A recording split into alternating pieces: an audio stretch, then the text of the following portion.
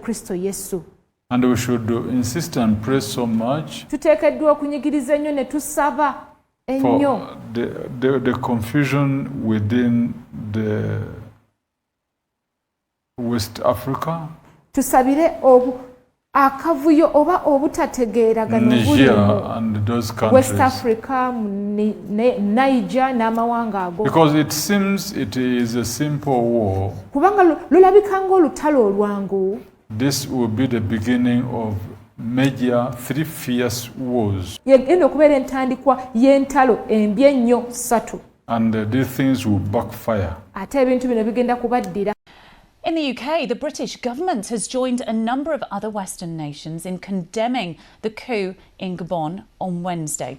The country's military has named one of its generals as the new transitional leader. The country's longtime president, Ali Bongo, has been put under house arrest and a curfew is in place. Well, the military takeover in Gabon is the 8th in West and Central Africa since 2020 and the 2nd after Niger.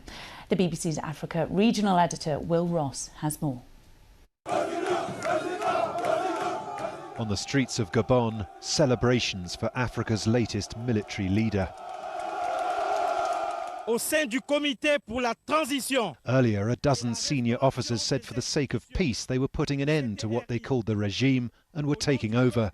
They cancelled the result of last weekend's election. Many journalists and observers were barred from monitoring the vote. The opposition said it was a sham. And it was no surprise when this man, President Ali Bongo, was declared the winner. I'm Ali Bongo Ondimba, President of Gabon. And I'm to send a message to all the friends. But this is him appealing for help just hours after being detained by the military in his presidential palace. For the people here have arrested me. Here's the president's father, Omar Bongo, at Downing Street in the 70s. The same family's been in power in Gabon since 1967. Today, people are celebrating what looks like the end of the Bongo dynasty. These coups seem to be contagious. This is Niger, which also saw a military takeover last month. It's been a key Western ally in the fight against violent extremism in an increasingly unstable region. Along with some highly suspicious elections and 8 coups in just 3 years, democracy in Africa is taking a battering. As people celebrate the military takeover in Gabon, many on the continent are wondering where's next. Will Ross, BBC News. Well, let's head live now to Mayeni Jones. And Mayeni, in some ways, it just feels like another day, another coup on the continent. And it's just over a month since the coup in Niger. Army officers have named a new general. What do we know about this new transitional leader?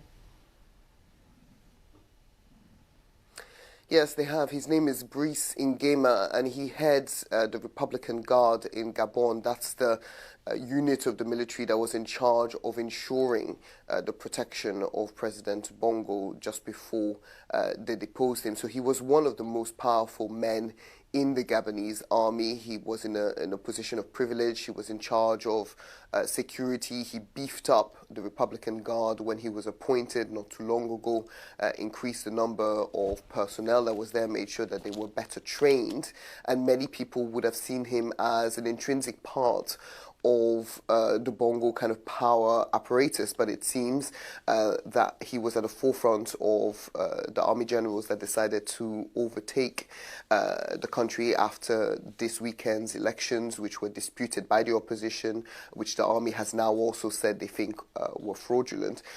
Lots of international observers weren't allowed in, journalists weren't allowed in, so it's really hard to find out how clear they were. But this is a family that's been in power for over 50 years and has now been overtaken by one of their kind of closest allies.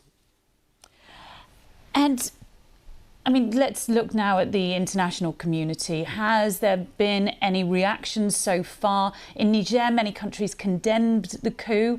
But what actually can be done to stop this trend of military takeovers that we're seeing? Yeah, this coup has been condemned by France, by the United States and by the African Union.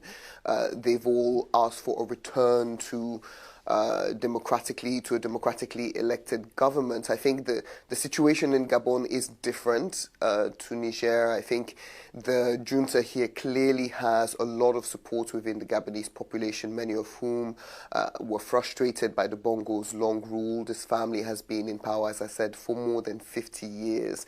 And for a lot of people, I think they would rather see the military take over than a continuation of that.